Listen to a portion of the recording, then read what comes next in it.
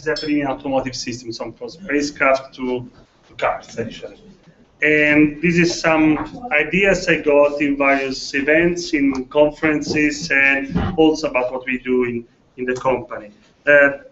Briefly, something about the company, something about the trends on automotive, some details on Erica, and something about how can scheduled deadline be used for this environment. So evidence, this is evidence. You look at the people. I put the people up front. We are a 20 people company here in Pisa. We do software for embedded systems, and I put the people up front because this is the real value of the company, actually.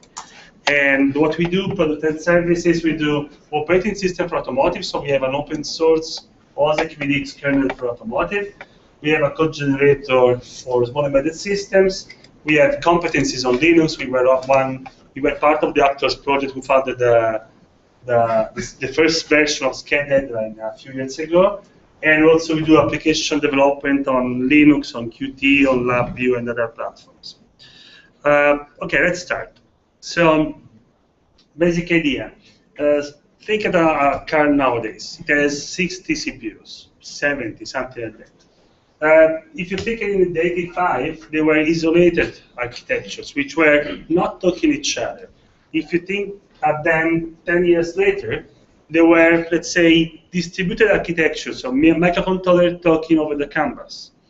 Then afterward, 10 years later, there was AutoSAR, which tried to integrate the various functionalities of the single microcontrollers into single ECUs, proposing a component-based approach.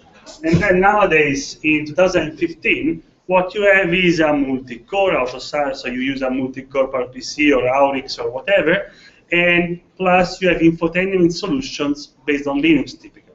So what's next? Actually, all these steps, which I just highlighted you before, were driven by cost reduction, which means that what you tend to have in the future will be starting from 70 nodes to go back to a few nodes.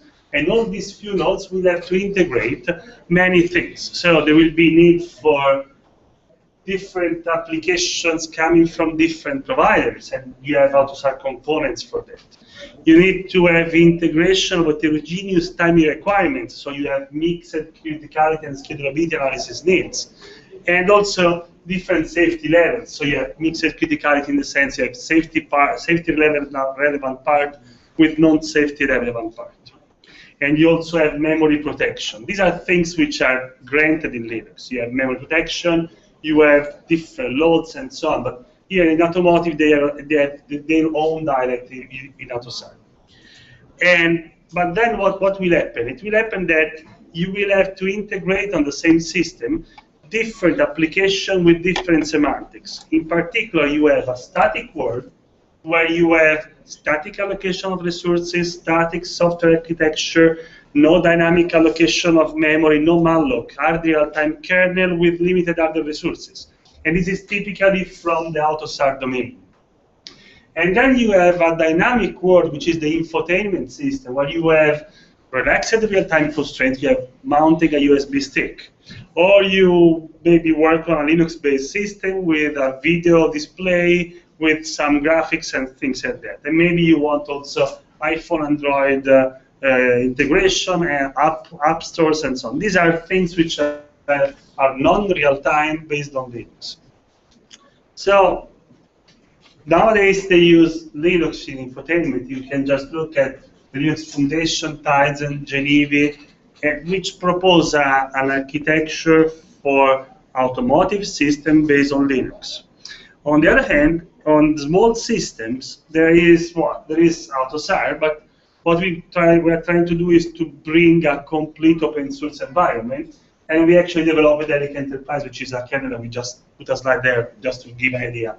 But the problem is that we need to integrate, which is the word of Linux together with the word of Erica, because they need to live together somehow in order to reduce the price and integrate different functionality of the same system. And so you need to integrate multi-operating system on the same machine, maintaining interrupt latency, fast boot, response time, and so on. just a quick look at the enterprise, you can find the website here. It's actually the first open source OSIC VDX certified operating system for automotive, which is implementing a subset of the AutoSAV API. The license is a GPL2 plus linking exception, which allows you to static link the code without releasing the source code with a typical footprint of around 2 kilobytes of footprint. And so if you think at integrating these two things, let's consider the various possibilities you have now. You start from a single CPU, going down to have separate cores where you can put one OS here, one OS there. Or you can use ARM Trust Zone to actually protect the two environments, to have a safe subsystem with Erica, for example, and a Linux subsystem which is considered not trusted. Or you can go down to have something more, let's say, soft real-time, like an hypervisor, where you can have an hypervisor which can run different operating system on the same thing. Or you can go down to have Linux containers, which is actually was proposed by Mentor Graphics at the latest Automotive Linux Summit in Edinburgh. Or you can go down to a general purpose OS with Android, Linux, and so on with different CPUs. Where is SCAD deadline? SCAD deadline is here. Where is the need of the automotive sector? Is around here. Okay, so where you have separate cores, separate OS with different, let's say, real-time response times and different real-time guarantees. So currently, what we are doing is we're trying Linux plus Erica, the small operating system, on a SMP core. In particular, it was an IMX6. There is Bruno up there, which can answer. Raise your hand. Bruno, raise your hand. Is here, which can answer about this. And also, there is Linux plus Erica on top of the Xen hypervisor. We have a demo on that, not here, but it's running on Xen thanks to a master thesis with the University of Modena. And Paolo Valente will be tomorrow here. He is the supervisor of the master thesis about this thing. So the question is, suppose that I want to take Linux and take another operating system, or suppose that I want to implement two different applications with two different timing requirements, and I want to mix together. And there was a question before in the audience saying, oh, I have two applications with different real-time priorities. I cannot mix them. It will not work because I have to redo the scalability analysis. The opportunity here is to use SCAD deadline to temporarily isolate a different subset of applications to make an easy integration of the various applications on the same target. The idea could be to use SCAD deadline, for example, to schedule hypervisors, or to put together different applications and mix them together in a way to limit the integration effort which is needed when people try to take legacy code and put them together in the same machine. Okay, that's it. That's about it. So that's the typical use I see of SCAD deadline, to ease the integration of separate application of separate OS together in the same system. Thanks. If you is Linux RT good enough for you to do away with the separate real-time OS on a different core? Sorry, what? Linux RT, the RT patch set, is that good enough to do the real-time operating system you're now running on a separate core? Well, are you okay? If I have a separate core, yes. I could say a CPU affinity, I put one application on one core, the other application on the other core. So you said in the automotive, if you have multiple systems, you run Linux on the one and a real-time operating system on the other core. Yeah, if you were running a real-time patch, would you be able to run just that as a native kernel with the RT patch? I could run just Linux plus two applications on two separate cores. Okay. Yeah, I could do that. There are still problems of certification. So people start to think what is the safe part which I have to certify for the system. So I have a subset which must be certified, which I don't want to touch, and I want to run it in the safest way as possible. So I assign a CPU to it. So there are situations where there will be needs for certified things. So you use a small hypervisor like Nova, for example, or Xen. Xen is big, really big, but Nova, for example, is quite small. So you could use Nova plus one CPU dedicated to one OS and then Linux on the others. But still, there are subsystems on Linux which could be integrated together, maintaining quality of service, and then it's where I think. But yeah, so I think the Linux artifacts can technically do it, but the certification thing is an issue. The certification is an issue, yeah, exactly. And well, scheduling should help because you can say, I give 10% to this, 20% to this, and 30% to this. I'm reasonably sure that the things will coexist together. That's the idea.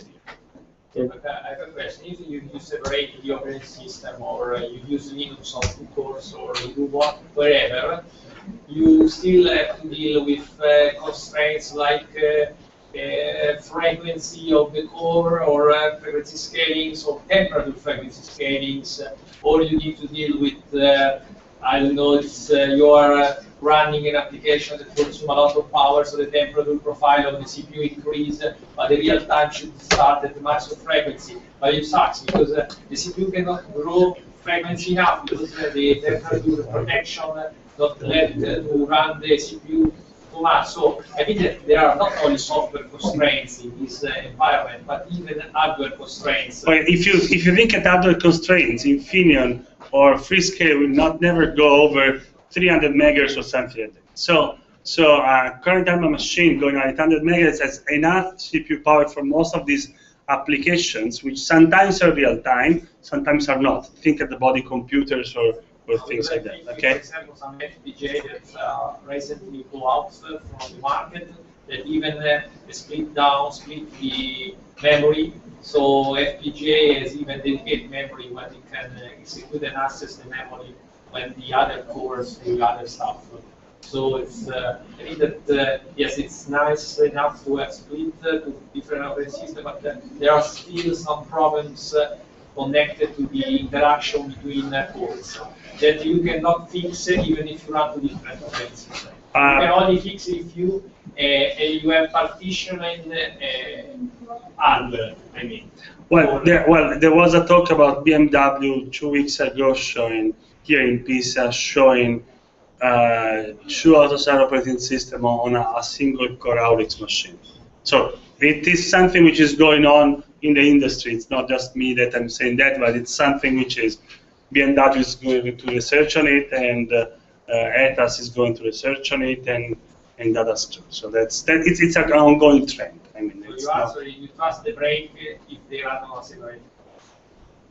It's not a matter of brakes. It's a matter of body electronics and others. There was a question there. Look, Okay. I had. Can you go back? Yes, Luca. Can you go back one slide just to show where scale deadline fits in your vision? Okay, scale deadline is here. Okay. Because it's a single machine. Because you think Linux plus scale deadline. Linux alone is here. Okay, with scale deadline it can go up there. So yeah, but Linux alone is a general purpose OS with a SMP scheduler here. With scale deadline, you can think of the integrated things. So it can, for example, substitute an hypervisor on some selected applications, for example. Okay, so you're thinking about using Linux as an hypervisor, a small large hypervisor, and running Erica in one VM. No, wait. Linux itself will never be used as an hypervisor. So if you have an AUTOSAR subset, you will need an hypervisor to schedule an Erica OS plus Linux OS together, communicate them. But there will be subsystems. The problem is the integration of functionalities. If you have two functionalities on Linux, which are on two Linux machines, and you need to integrate them together, then you can use Linux plus scale deadline to do the integration in place of the hypervisor.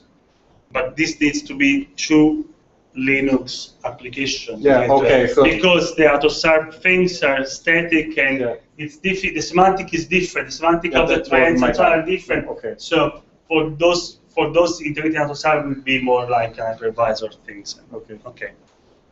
Is there any other question? Okay, so we can thank Paolo for this.